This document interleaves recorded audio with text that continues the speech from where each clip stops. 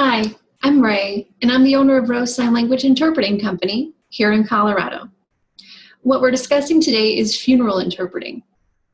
This is a request that we get pretty regularly throughout the year, and just about every time the same questions and misunderstandings come up.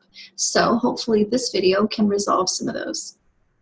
So first of all, I'm not a lawyer.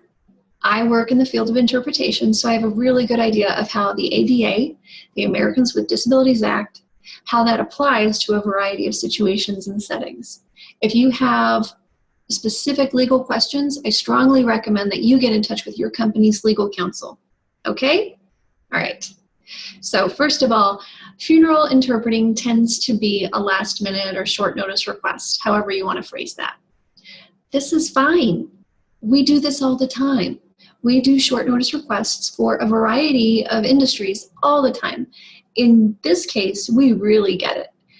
Planning a funeral must be one of the hardest things a person can do, and getting all of those pieces together is difficult.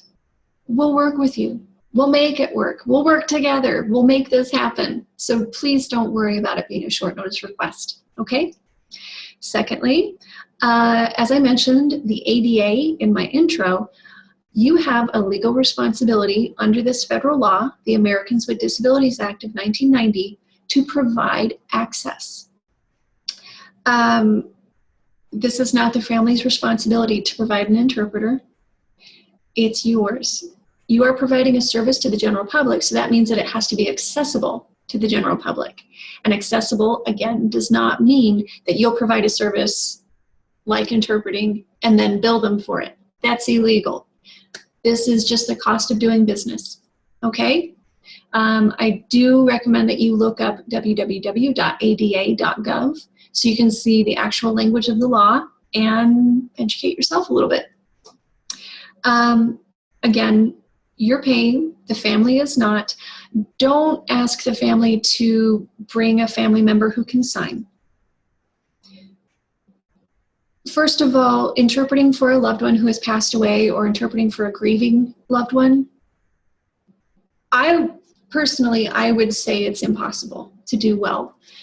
We are neutral professionals. When working with an agency, that's what you get. When you're asking a family member or a friend to provide interpreting services at an event like a funeral, you're not getting great services, and it's not appropriate, it's not legal to put that responsibility on them. It's just a bad idea in many, many, many ways. So don't do it. So what do you get when you work with an interpreter? What happens? Well, first of all, we're going to ask for some preparation material.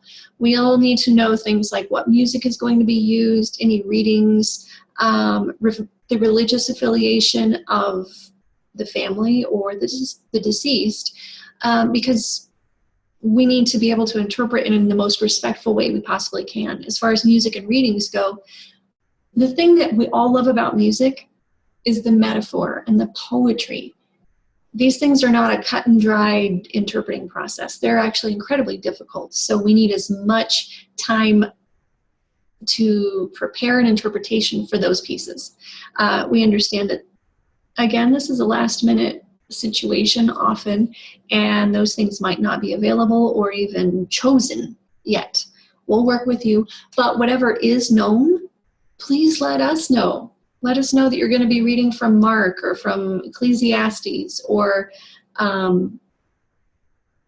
whether you are performing an Orthodox or a Reformed Jewish service. We do need to know these things so that we can be as respectful as possible of the family and friends and the deceased. We are going to show up a little early, 15 to 20 minutes early, to make sure that we're going to be set up in a place that's visually comfortable but not stealing the show. We'll probably be up in front and off to the side. When the deaf or hard of hearing person or persons arrive, that can change depending on their preference, but typically we're in the front, off to the side. We will interpret all of the readings, music, prayers, eulogies. We interpret everything. We interpret whatever is said and whatever is signed.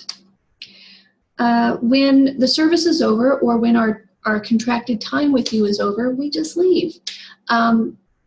Perhaps the family would like to continue their process at home with a gathering or a sitting at home. That's when your responsibility to pay ends and theirs begins. Once it moves to their house, that's when they begin to pay, not you. So once our time with you at your site is over, we leave.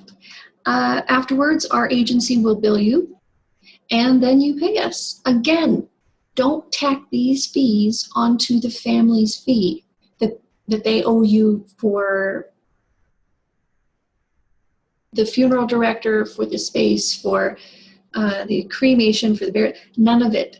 Interpreting services is not their responsibility. It is yours. Okay? Really, that's all there is to it. The moral of the story is that you are responsible to pay, and we need as much preparation material as you can get us. Thank you so much, by the way, for all that you do. Funerals they're an important part of our lives. It's a rite of passage for a lot of us, and the job that you do is not easy, and we really appreciate you guys. So thanks. Have a great afternoon, and if you have any questions, feel free to get in touch with us at www.rosesignlanguage.com, or you can call us at 720-232-8370. Thanks.